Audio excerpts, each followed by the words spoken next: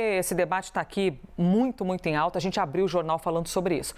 Existem estudos, números que embasem, que deem uma percepção para a gente de que, realmente, se você tira o celular da criança dentro da sala de aula, a melhora é tanto. O que nós sabemos de palpável hoje, em 2024?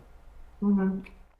Bom, Elisa, tem uma série de estudos mostrando os impactos. A gente tem desde estudos mostrando que o celular, ele tira tempo da criança, e aí, obviamente, depende, aí o número depende muito da idade da criança, o quanto que a criança fica com o celular. Mas é meio óbvio dizer isso, mas isso a gente já tem essa comprovação que quanto mais horas a criança passa no celular, maior é o prejuízo dela na escola, podendo ter, inclusive, um impacto acima de 40% no desempenho dessa criança na escola. Então, aí os pais precisam ficar realmente muito atentos, porque não é só o uso na escola, também é o uso em casa, em outros espaços, porque a criança está o tempo inteiro aprendendo. Na escola, obviamente, a gente precisa proteger, por isso que o Todos defende essa proibição, ou melhor dizendo, essa restrição forte do celular na escola, porque o celular ainda pode ser usado quando a professora ou o professor assim autorizar, e isso for algo acordado ali com os alunos, mas, em princípio, o celular precisa ser restringido.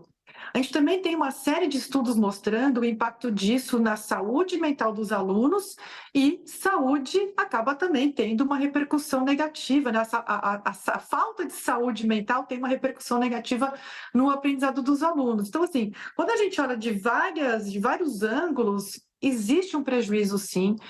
Claro que a gente não pode também dizer que, assim, olha, então o celular nunca vai ser usado, a tecnologia então agora precisa ser barrada, não é isso. Mas é esse uso do celular do pessoal. E esse uso que é ligado ao vício, que a gente também tem que falar sobre isso, né, Elisa? O celular, redes sociais, acabou sendo um vício desses alunos. Então, eles não conseguem nem ficar muito tempo fazendo prova. O aluno quer terminar antes a prova porque quer pegar logo ali o celular e saber o que está acontecendo ali na vida que ele vive no celular, nas redes sociais. Então, tem, olha, estudos mostrando uma série de impactos de todas as dimensões, de todas as formas. Ou seja, mostra, evidencia que o aluno está fazendo a prova, mas se ele demora menos tempo ou vai mais rápido para o celular, ele está passando a prova, ao invés de pensar na prova, ele está pensando já na mensagem que ele quer pegar, alguma coisa que ele quer responder. E a gente vive esse problema que é nosso, né? Atual, da ansiedade, da gente não ficar conectado no presente. Você imagina, né, Pedro Duran, uma criança, um adolescente, o tamanho do efeito que isso tem para o aprendizado. Sim, e até aproveitando essa análise da Priscila. Priscila, bom dia, obrigado pela conversa com a gente aqui no live. Me preocupa muito o que vai acontecer daqui para frente, porque cada ente federativo tem a sua velocidade. Cada cidade, cada estado tem a sua velocidade. Em fevereiro, Rio de Janeiro, município, adotou a regra e já tem os resultados práticos no nível de aprendizagem dos alunos. Muito possivelmente, se o que a Priscila está falando se concretizar nos números, a gente vai ter melhorias em outros índices educacionais das crianças do Rio de Janeiro por conta dessa medida. Agora nós temos o estado de São Paulo aprovando na Alesp, vai a sanção no governador e tudo mais. Mas, Priscila, isso não pode gerar uma colcha de retalhos no Brasil, onde você tem regras diferentes, em lugares diferentes, e níveis de evolução da educação básica diferentes, conforme você muda o CEP, o município, o estado? E qual seria o impacto de você ter uma regra tão pulverizada assim e essa ausência de uma regra nacional que não amadureceu até agora? Uhum.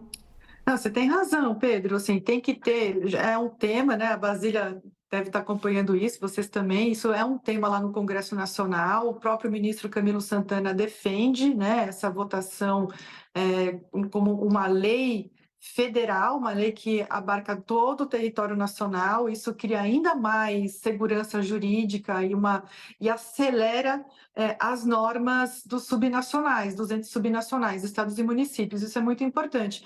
No final das contas, assim, a gente sempre imagina que as políticas públicas elas têm uma progressividade assim meio linear. Não é assim que funciona. Enfim, acho que poucas coisas na vida funcionam assim. A mesma coisa com a política pública. Então, o município do Rio de Janeiro puxou, agora tem o estado de São Paulo, vai começar a pipocar outras. Isso vai criar um ambiente com um senso de urgência maior no Congresso Nacional para a gente aprovar uma lei federal, o que é bem importante mesmo. Mas acho que aqui a gente tem que sempre colocar esse alerta, sabe, Pedro? Que assim, não pode ser uma lei que restrinja muito o uso da tecnologia, que você não pode ir além daquilo que é o uso do celular, que distrai, o uso do celular, que inclusive atrapalha as relações humanas. A gente visita escolas o tempo inteiro, as crianças, os adolescentes estão usando o celular nos intervalos, os alunos não conversam mais entre si. Então, é para isso que a gente tem que reduzir o uso do celular. Mas não é para a gente ter uma restrição que seja tão ampla também, porque no futuro não dá para a gente imaginar que a tecnologia não vai ser cada vez mais utilizada, e ela pode ser utilizada de uma forma muito positiva. A gente só tem que fazer o uso inteligente e barrar o uso que está fazendo com que as crianças se prejudiquem, não só no aprendizado, mas também muito no desenvolvimento social, no desenvolvimento emocional delas.